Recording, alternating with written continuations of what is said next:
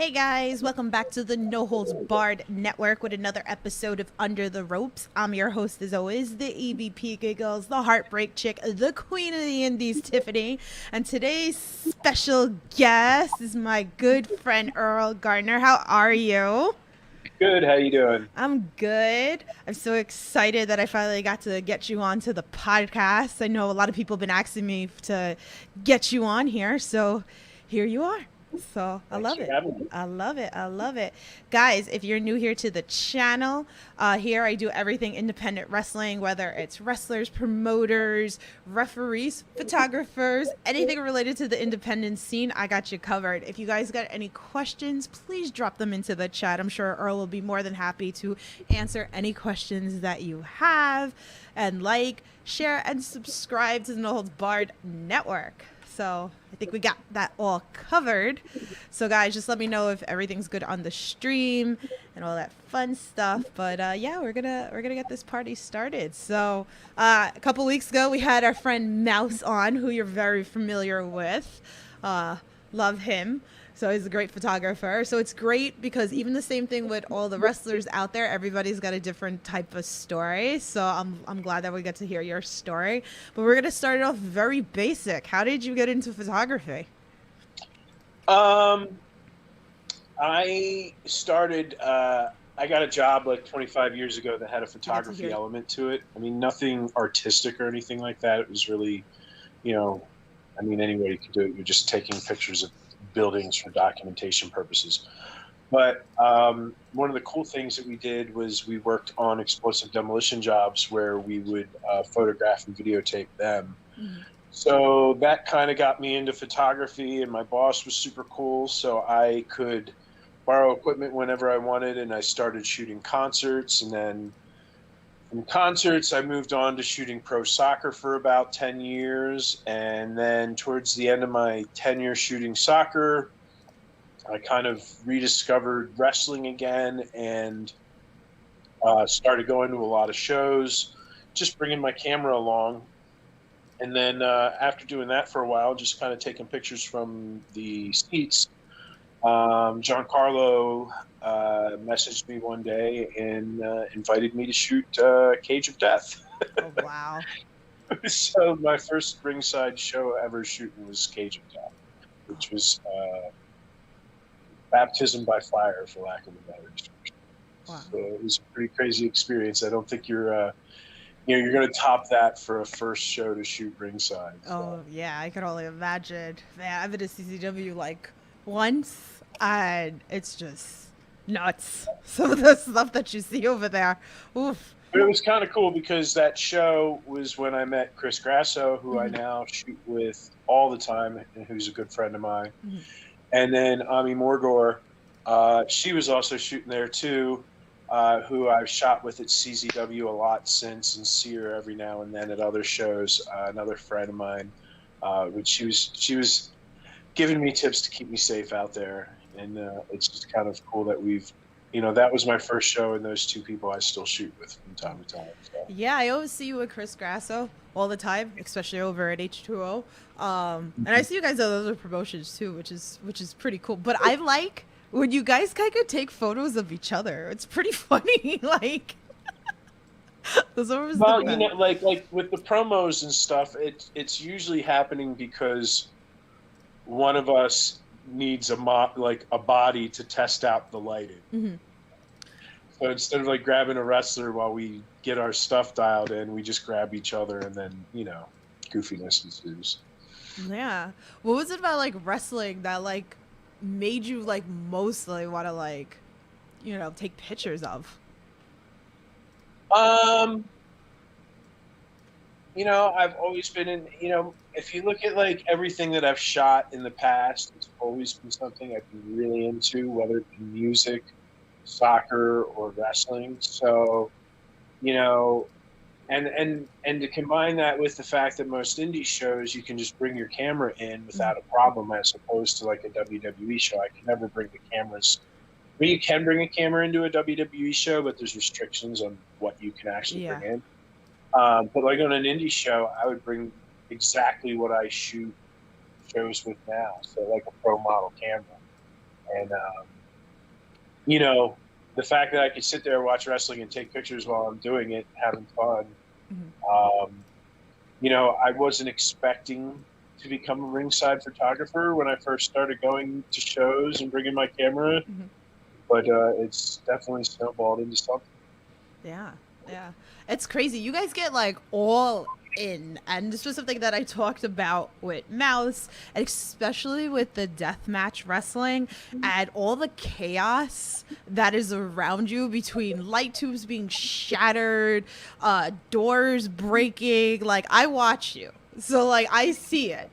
So like for people out there, like I want to talk about like some experiences with that you guys are kind of like involved pulling stuff out of the ring while you're taking pictures. Like, well, you know, one of the things is when you're out there around the ring, um, as a photographer, you're like the lowest man on the totem pole. And I don't mean that in a negative way or like people disrespect you, but like, you know, A, the match is the most important. B, the video squad is just as important because if you don't have video, like what's the point? You know, there's people streaming it, taping it for resale, whatever.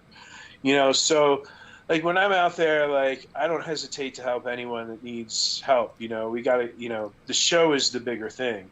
right. And especially when you get into the deathmatch stuff, you've just got, like you said, there's so much chaos, but there's so much stuff going on that, like, you know, you just gotta step up, lend a hand, help get stuff out of the way. And you know, every once in a while, a ref or a wrestler will be like, "Earl, grab that." I'm like, okay, you know, you don't even think about it because it's just like, show's got to go on. You know, it's just gotta help out any way you can to keep things right on track. Yeah. Let me get some of these comments in the chat. I see you, Mouse. He says Mouse sucks. He's okay. He's okay. You know that guy. I'll see him this weekend. You're nuts. Chris Weaver goes, Earl, is it true you were trained by the legendary Mark Angel? People would like to think I was, but I was not. I was not. What else do we have here? I see you guys. Good Cop, Bad Cop says, sounds all good. David says, hey, Tiffany and your guest friend, Earl. Chris also says, the fans demand more pics of Mark Angel. Is this Mark Angel's burner account? That's what I'm saying. Like, seriously. That's my exact thought that I was thinking. So, so I want to know, since we're also talking about like the deathmatch scene, what's been like the worst moment? Like, what are the most scariest moments that you were like taking photos of? Has there anything happened crazy? I mean, I don't mind being in the middle of the chaos. I quite enjoy it, actually. And there's a lot of times where like if there's going to be a collision with glass, I just put myself in front of it just to catch the explosion and get showered and everything. So I've been fortunate enough that, you know, you get little nicks here and there from it, but nothing ever bad has happened, knock on wood. I mean, I've seen some kind of nasty injuries here and there that kind of I wouldn't say freak me out, but are definitely a little unsettling. Yeah. But fortunately, no one's ever gotten severely.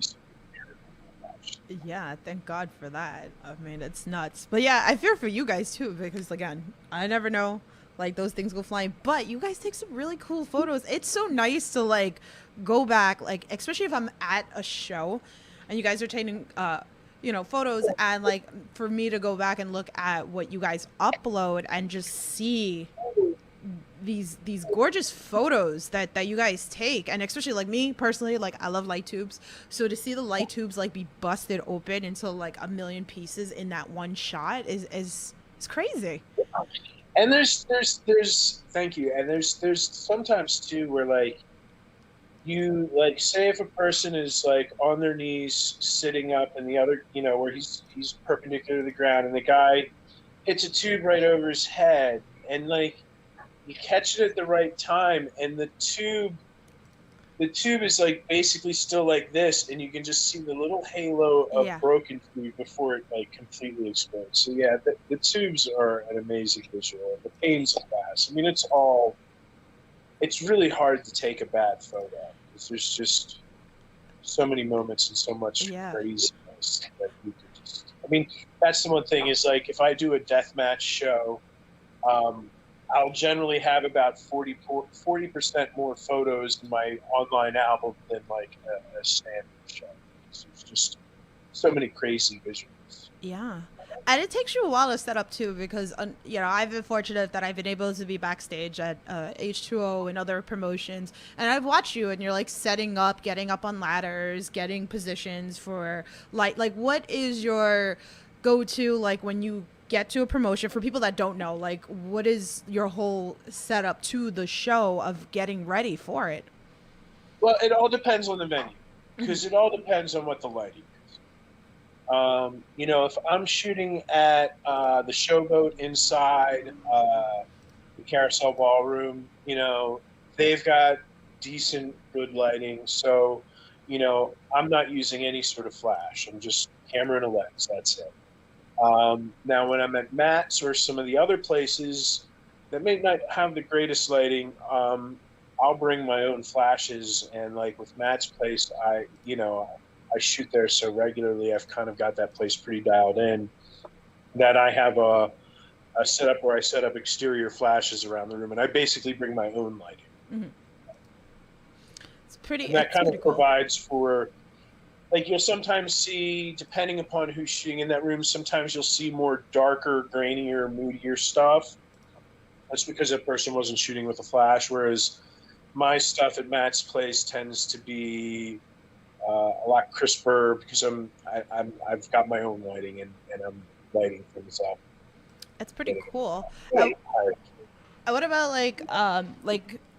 uh, promo photos for the wrestlers? You set up somewhere different for that, right? Like for again somebody Yeah, maybe beginning. it at Matt's place it varies. There's sometimes where we'll set up a date, you know, we'll pick a show and I'll come in a couple hours before the show and set up my full on promo photo rig. And usually when I'm shooting them, like the goal isn't necessarily for anything else but for those photos to be used on promo materials, posters, cutouts for ads, stuff like that. I mean, they still get used and shared and all that, and that's fine. But like usually when we do that, that's like the main goal. And I usually use like a white background because it just makes it easier for the graphic artists to cut it out. But yeah, we usually do that like before a show because, you know, during a show to do something that elaborate, there's no space for it. Right. But like when I do like promos at his show during the show, usually I have a light set out outside the locker room, literally outside. Mm-hmm. And I'm just taking, you know, photos outside on the front lawn. Yeah, it's pretty cool. It's small over at H2O if you guys haven't been over to that building, so it's pretty interesting to see. We make use of every square foot we have. Yeah, it's crazy. So after you take all your photos, like how long is the turnaround to edit everything? I usually like a day for in-ring, a day for promos. And when I say a day, it's me coming home and working on them in the evening for a couple of hours. Like it's not like a full-time day. Okay. But generally, just when I balance everything with work and life, it's usually like a day to edit ringside, a day to edit promos. Mm-hmm. April's in chat. Shout out to you. She actually had a question. She goes, "What's been your most favorite piece to photograph?" I mean, there's been some special ones, like getting to photograph Ricky Morton, who, like, I was a huge fan of his when I was, like, 12 years old in the 80s, watching it on Channel 17. So, like, there's been moments where, like, I've gotten to meet some people who were my childhood heroes, and they were awesome. You know, they say sometimes never meet your heroes, but like I've been fortunate enough to meet a few of them who have been nothing but awesome. That's cool though. That's got to be like a bucket list also to like meet somebody and like just take photos of them. Like, Yeah, I mean, it's been fun, especially with like, working with GCW and, especially like spring break when we do the clusterfuck and, they'll bring in some veterans that like you don't necessarily or have never seen in a couple of years or whatever. So it's like always fun and full of surprises. And, yeah, it's got to be a lot though, right? Like especially like the clusterfuck. A lot is happening, right? Like so much well, things are that's it. going on. How do you You get take pictures? Like, you just get what you can get because it like anything beyond a 4-person tag match, there's like so many bodies and like you're trying to stay out of everybody's way, and the guys are really good at being conscious of you being there so they're not like killing you, and we all work together out there. yeah.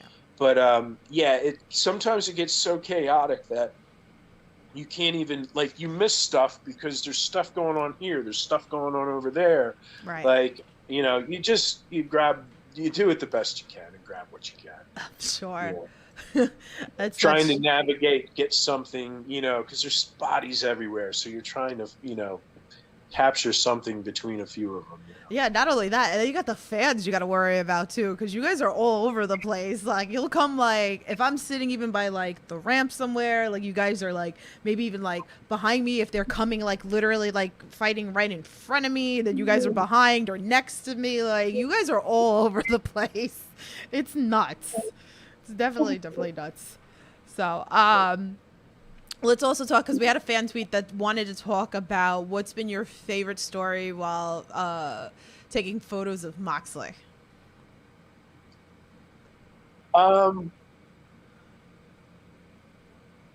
Okay, this is kind of related, and Moxley's kind of involved indirectly, but the show where Cardona came out and ambushed as a druid. So I kind of like, creative, they're pretty good about keeping that shit under wraps. Mm-hmm. And so I've kind of learned not to ask for specifics, but just to be like, hey, is there anything I should be aware of so I don't miss it, like so that I can be prepared to capture something, And like at that show, my guy was just like, yeah, Mox is one of the druids. I'm like, okay, awesome, great, I'll be prepared. So when the hood was pulled off and revealed and it was Matt Cardona, I was just as shocked as everybody else because I thought it was going to be Mox too. That's awesome, though. Yeah, I got kayfabe too, so... A lot of promoters are very good at keeping secrets even from the people that are there. So just a little tidbit for you guys, which is pretty good. But yeah, let's talk about your books. Like, how did you come about that you started making books? So now we got 4 volumes, which is great, which you guys can order on the website, or you can get them when Earl is at the shows because he brings them to the shows as well. But I have them all done with me in AC this weekend. Yeah, so make sure if you guys are going to be in AC, I've seen the books. They're great. They're really, really cool. I love everything about it. So let's start from the like how did this start? How do you pick the perfect pictures? Like, give me all of it. Okay, so when I was shooting soccer, you just amass this quantity of photos and they live on your hard drive, like, so I kind of started having the idea of like, I want to make something tangible, like a photo book or something along those lines, but it never ended up happening. So, but, fast forward to wrestling,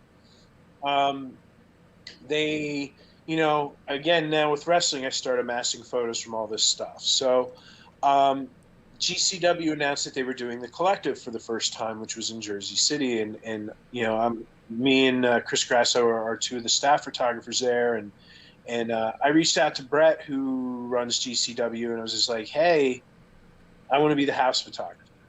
I just want to be there for the whole thing. I want to shoot everything, as much as I can, and I'm just going to be covering the whole entire event. And he was totally cool with that, so I did that a couple years ago, and then when it was done, it was just like, this would be the perfect thing to put out a book about. I had shots from every single show on on all 11 shows. I shot all the GCW shows. I shot everything on all the GCW shows, and then, the non-GCW shows, I would kind of like pick and choose what matches I shot, just because it's impossible to shoot 11 shows in 3 days without completely dying. But so, the collective kind of gave me the perfect subject matter to put a book together. Mm-hmm. So, from there, it's a matter of, not having ever done this, is really just kind of finding a printer. Because once you find the printer, that's going to dictate the size and shape and layout of what you can do with it. Mm-hmm. Whether it be page counts, cost, actual size, and all that stuff. So, once I got done researching that, I was able to figure out, okay, this is what I'm going to put out. And then I really kind of did a little pre-production in, basically, breaking down each show, breaking down each match I had, and then going through my photos and going, okay, let me look at, match 1 from show 1. Okay, I've got enough stuff here that would make a couple pages that, so you just kind of work through it, mm-hmm. It was kind of easy to do because, it was these 11 shows to pick from. So, by having that kind of restriction on it of just these 11 shows, once you get started on it, it just kind of starts rolling and you kind of get into a flow, and then you once you start getting towards the end and you're like kind of calculating your pages and you're like, oh, then you got to start making some decisions because you always want to put more than you can possibly put in. Right. So then it's like, okay, well, wait, I've already got 2 matches with him in it, and I don't have any matches with him in it. So if I ditch one of his matches, and because I really wanted to represent as many people as possible. Right. So, you get down to those kind of decisions, just kind of trying to figure out, well, let me take this out, let me put that in. And it's kind of like a big jigsaw puzzle that you put together. And I actually kind of like doing it because once you get going on it, it just starts flowing. And it just kind of gets out. Yeah. It's so awesome. And I love how, so you started out with the spring break, and then we've had the Moxley on the second book, and then we had the Matt Tremont book. It's pretty cool. I think that was the first book that I physically got to see, the first one. I know you and me got to talk about that. So it was really cool to see that. Yeah, the first one was all in-ring action along with a bunch of behind-the-scene photos. Volume 2, which when I did the second collective in Indianapolis, that one I kind of went a little different on. I didn't do any in-ring photos whatsoever. It was kind of more of a magazine-style mm-hmm. layout with nothing but promo photos and portraits from the collective. And that's what Volume 4 is as well, which was from the most recent one in Tampa.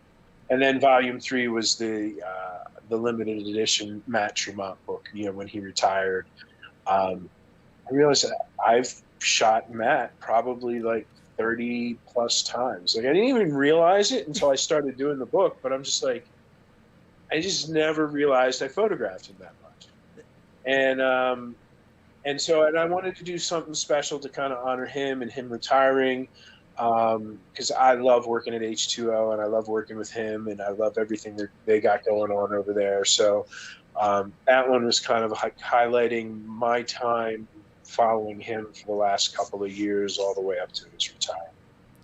Yeah, it's really neat. I just had Anthony again going on for my 100th episode, and it Oh, was nice. funny that because I brought it up on the episode because when I was at my best friend Brad's house and he was showing me your book, and I was flipping through each page, and then I found the death match with him and Matt, and of course, like I tagged Gangone in the tweet, and then I saw like he posted it like on his Instagram and stuff, and we talked about it a little bit. We talked about you, but of course, like even like Anthony Gangone was talking about that was his first death match, and who better person to do it with was with Matt Tremont. But even like that, he never physically seen the book, and that's what I had asked him. And he said, of course, like he knew about the photos, but he never saw it in the book. So he said it was really cool when I sent him the picture because I had the book in my lap. And I took the picture and I tagged him on Twitter. So that's going to be cool even for the wrestlers to actually see being a part of this book. And I'm sure it's kind of cool also with fans going up to wrestlers. And you could use it like, maybe you want to use it as a sign autograph over there pretty much. Have you had that experience yet that somebody wanted you to sign your book? A couple of times people have had me sign them, which is kind of a weird thing. I'm just kind of like, I mean, I'm more than happy to sign them, but it's just weird to have someone ask you for your autograph. I'm not quite accustomed to having that happen, But, I'm flattered. I'm thrilled that people are digging them. I love the fact that, like, people are taking them to the shows and getting the wrestlers to sign their pages in them. I just absolutely love that. But, yeah, it's... I'm like, really? You want me to sign this for you? Okay. I think that's cool though, like that. It is. I'm totally flattered. It's just like, you're not used to having someone ask you to do that. It's kind of like, I feel like even when I go to shows and people ask to take pictures with me, and I'm like, why? So I get that. Oh, we have a dog in the pictures. We got some wholesome content. Who's that? Is it a dog? I saw like a little face. Oh yeah. She just came up on the couch and laid down. I've got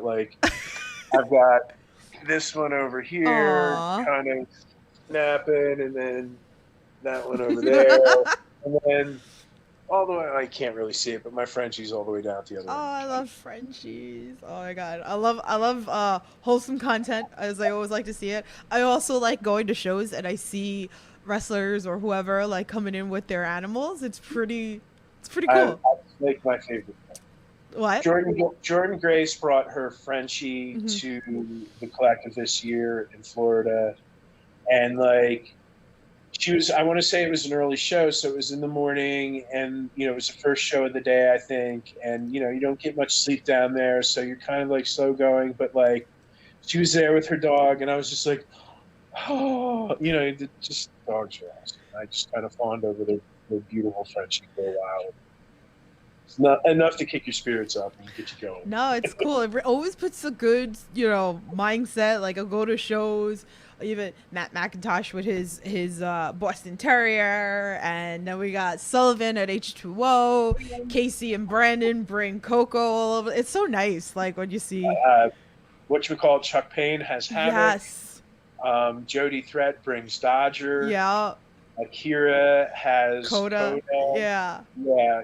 It's pretty awesome. It's a nice thing to see that, and I love seeing that even on Twitter. Those pictures with the animals. It's wholesome content. It's just really nice to see.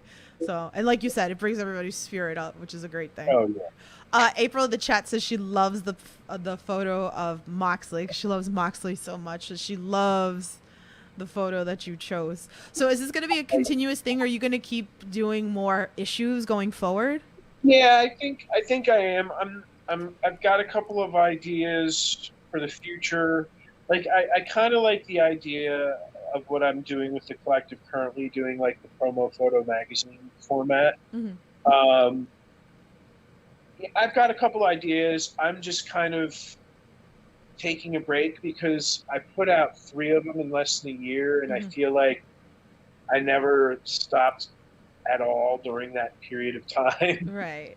Like between shooting shows, editing shows, and putting those together and all the work that comes along with that, like I feel like from the collective, well, really the start of the pandemic, because I feel like I shot more wrestling once the pandemic started. But like all the way through to just kind of after this collective, I feel like I never really took a break. So Yeah. I don't think I'm really going to put out anything else till probably towards the end. And you guys can pick up those books, even in AC, like you said, this week. The link's in the description below for you guys. Go pick up some books. They're so cool. It's really cool to sit and flick through the pages. And even at the shows, like I love watching people going through your books. Like even the wrestlers. It's pretty cool to like watch that. Yeah, I mean, I would be lying if I said I didn't pop when I saw people. So you've traveled a lot of places to take photos. What's been your favorite place to travel to? For wrestling? Yeah.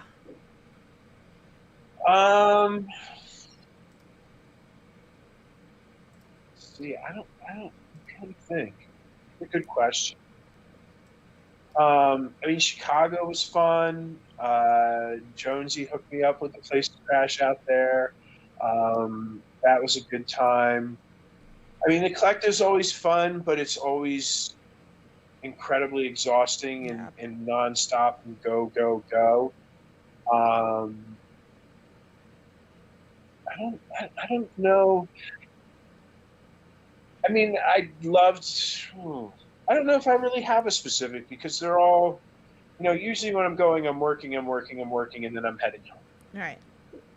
But like as a fan, I got to go to 2 WrestleManias, which were awesome. But like going to all the indie shows at the Mania events are always a ton of fun. I always enjoyed that because I would kind of go there with the intention of ODing on wrestling as a fan. Yeah. And like I would go down from like Thursday to Monday or Tuesday and, catch like 15 shows, 4 or 5 days. So, it's a lot. It is. And it's like, I'm just a little psycho enough to do stuff like that, and I'd go by myself. Like, cause then I can have my own schedule. I can go do what I want. I can hook up with friends here and there. Like, but I just literally would go there with the intention of ODing almost. Like, I feel you. Even like this weekend with AC, it seems like a lot. Did you get like really exhausted by the time you're home? Like, oh, I'm tired. That's a lot of wrestling. It is, but the nice thing is it's going to be indoors. Yeah. Like as cool as the pier is, it's just too hot. Yeah. It's too hot, and I am thrilled to be inside at the carousel room this weekend, which makes doing 4 shows in 2 days way more tolerable. Yeah, yeah. Is there a promotion and maybe somewhere you would love to travel to, like still on your bucket list? I want to shoot in Japan. Ooh. That's like, I don't necessarily have a lot of wrestling photography goals other than just doing what I'm doing. But like going to Japan and shooting some death matches is really, really high on that list. GCW went a year or 2 ago before the pandemic, and I wasn't able to go. And my buddy Drew Chaos was there, and I got to live vicariously through him. And seeing him shoot shows and seeing him shoot at Kurgan Hall, it was awesome. So that is probably the number one item on my list. Yeah. Well, maybe if they go back to Japan, maybe you could go the next time. So yeah, or I mean, Onita keeps calling out Matt. I know. Matt needs to answer this. I need to talk to him about this Wednesday. So you guys. Yeah, I mean, I'm curious myself. Like, does he need to go over there and see him? If he does, I'm more than happy to tag along. Ooh, okay. Let's hope for that. So do you have any great road trip stories? Great road trip stories. I really don't. No, just because a lot of the times, like if I'm traveling for wrestling, I'm flying.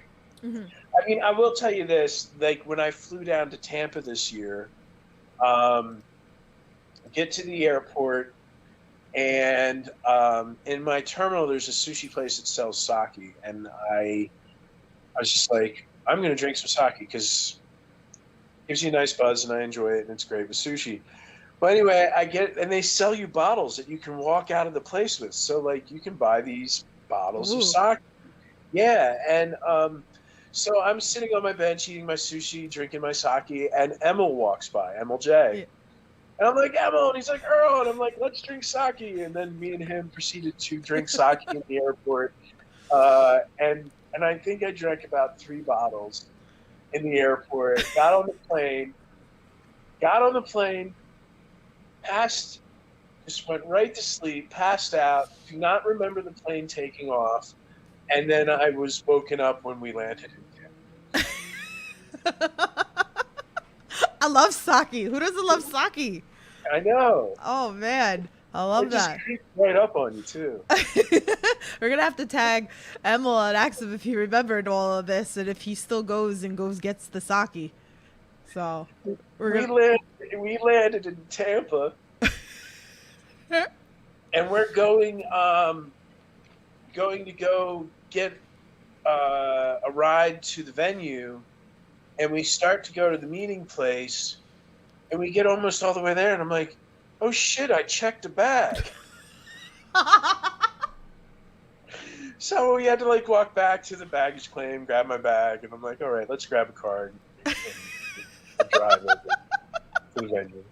But you know what? That's all the partying I could do in Tampa was like the day going into it the day before, because it's like once you get going, like it's go, go, go, go, go, Yeah. sleep for 4 hours, get back up and repeat for 3 days. So It's a lot.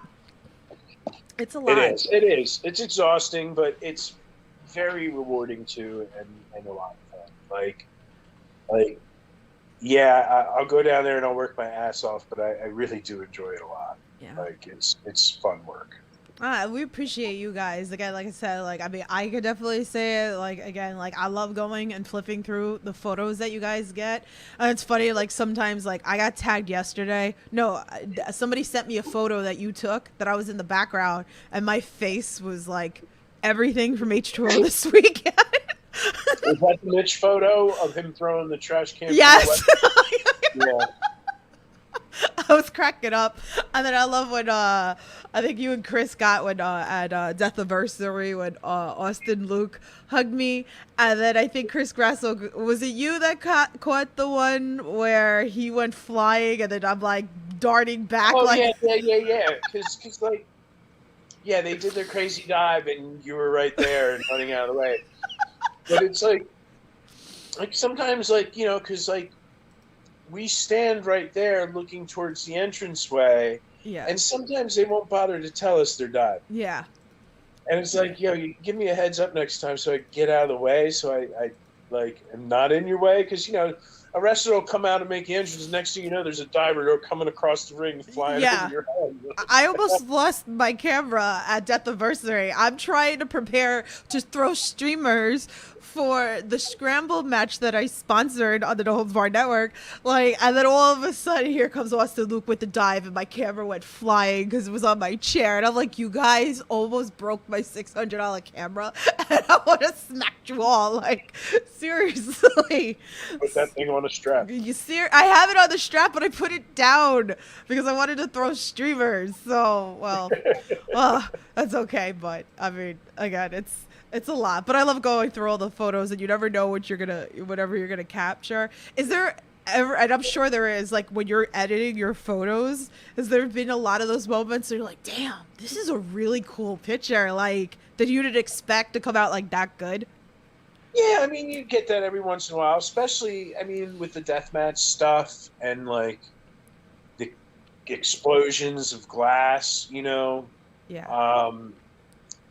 Sometimes, not to get into too many technical aspects of photography, but you might not have a lot of depth of field, so, like, sometimes the glass can get out of focus real easily, so it's always nice when it's just beautiful, crisp, and sharp. Yeah. I'm still learning, and like I have a good camera and I still don't even know how to freaking work it. It's annoying as hell. But like actually with that being said, so for people that want to, because I've had even people asking mouse, like what's the best camera that a beginner should start with? You know, what should they look for? I mean, the technology's changing, and it's been changing a lot over the last couple of years, from digital SLRs, DSLRs to mirrorless cameras. You know, and there's a lot of great cameras out there. There's no shortage of great cameras and great lenses. Um, you know, whether you want to go the Canon route, the Sony route, the Nikon route. Um, I mean, there's a lot of options out there. It's kind of hard to narrow one down, because there's just a lot of factors involved, especially regarding about how much money you want to spend. Mm-hmm. That's really going to kind of put you into a part.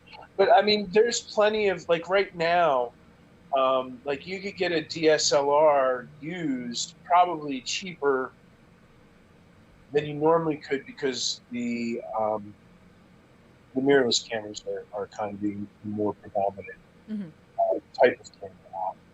But then you're also committing to have a DSLR and a DSLR glass. So it's really hard to say. I mean, because I don't use all my stuff tends to be on the kind of pro end of things. Mm-hmm.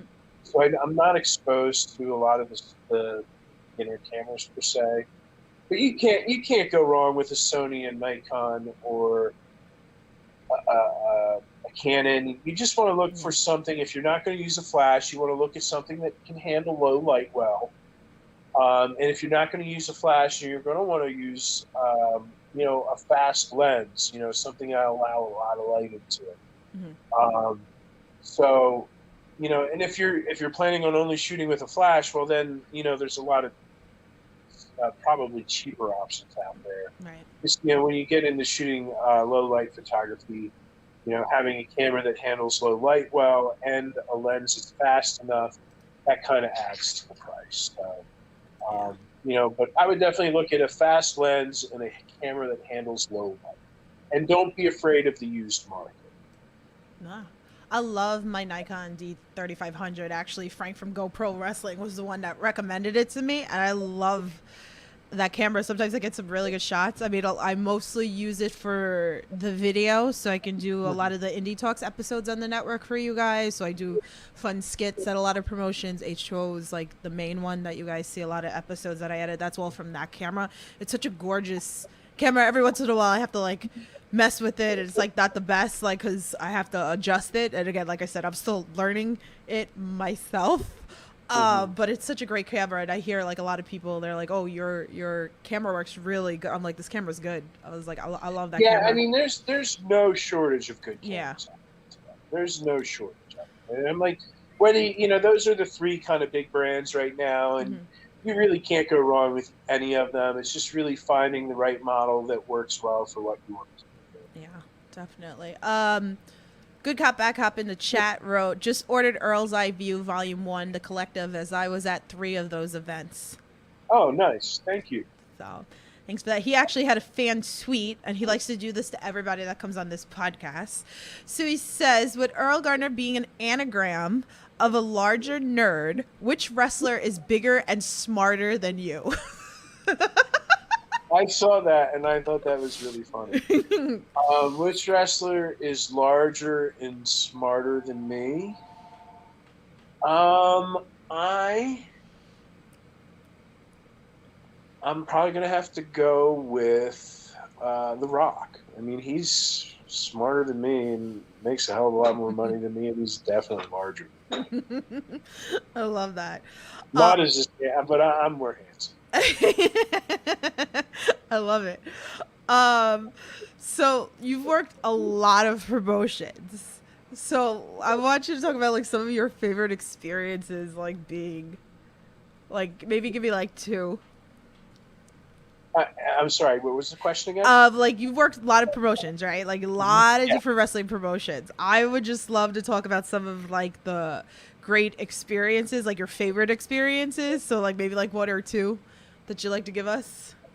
Um, well, with H2O, I just love the atmosphere there. I love working with Matt. Um, I love working with the young kids, the Yeah. kids there. I love doing their promo photos and helping them out and getting them content that they can use to help promote themselves. I It's a know. it's a big family Yeah. there. So, and Matt trusts me, to do whatever I'm gonna do, and it's funny because like I always try to be respectful and like if I'm gonna do something, I generally ask Matt, and at some point I finally get that Matt's like, no, you don't have to ask. You're good, buddy. You're good. So, but I love working there. I love everybody there. It's such a great crew. Um, GCW, the great thing about there is just they're always surprising me. They're always doing something crazy, whether it's the blood sports or the spring breaks or Effie's Big Game Brunch, or just like, look what's going to happen this weekend. Yeah. We got Matt Cardona versus Nick Gage, on top of a ton of other great matches. So, that's the thing I love about GCW is it's just like, there's just always something crazy happening, and just tons of great talent. And yeah, it's a pretty awesome place to shoot at too. Yeah, it's great. I mean, you guys see, I mean, I've been a lot at H2O. It was so cool. If you guys didn't notice, or I put the photo up, and then if you watch the Indie Talks, like the No Holds Barred logo, the No Holds Barred Network logo is now officially in the H2O building, which was huge. Matt didn't have to do that for me. That was amazing. Matt's good people. What? Matt's good people. He really is. I love Matt so much. The kids are great. You guys are seeing them one by one. I've been getting them on the podcast. And you said it right. It's a family over there. Like I feel part of it, and it's such a great thing. So that's what I do here for you guys. Like I'm trying to put everybody on so you could see, get to know everybody. H2O was great. GCW. There's so many promotions out there. I mean, it's never ending. There's so much good wrestling going on in this country. Yeah. And like and now that things are opening up, like I mean, there was a decent amount of good wrestling going on during the pandemic. Mm-hmm. But now that like things have opened up, I mean, it's just like it is endless amounts of wrestling that you can go out there and see, and like there's so many good people, and they're scattered all over the country, and you can see so many good people in so many different places, and it's awesome. Yeah, yeah, and there's a little bit of everything out there for everybody, which is the nice thing about wrestling. Well, that's kind of the cool thing about GCW as well. They're predominantly known for doing death matches, which they still do regularly.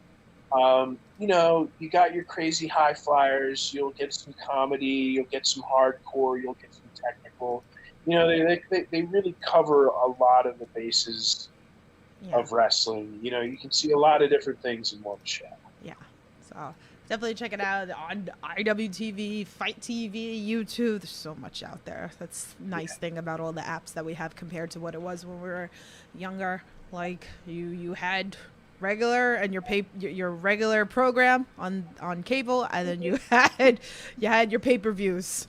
So now it's just crazy what we have in wrestling. And then again, things even like you and even people doing gifts and everything that make wrestling so relevant that we could see it on social. So even if you're at a promotion, but you could still keep tabs by just going through social and just again looking at photos and looking at videos and looking at gifts. I mean, that's kind of how I have to keep up with a lot of stuff because there's just not enough time in the day.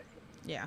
Like I'm at enough wrestling during the week, and when I'm home, unless my wife's not home, like I try not to watch wrestling when my wife's here in the room with me. Like I might if the pay-per-view's on, but it's like, I'm trying to find that like home life, wrestling life balance. Yeah.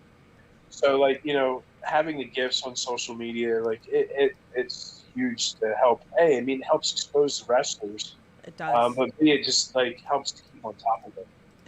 It does. It really does. I can't thank you guys enough for everything you guys do.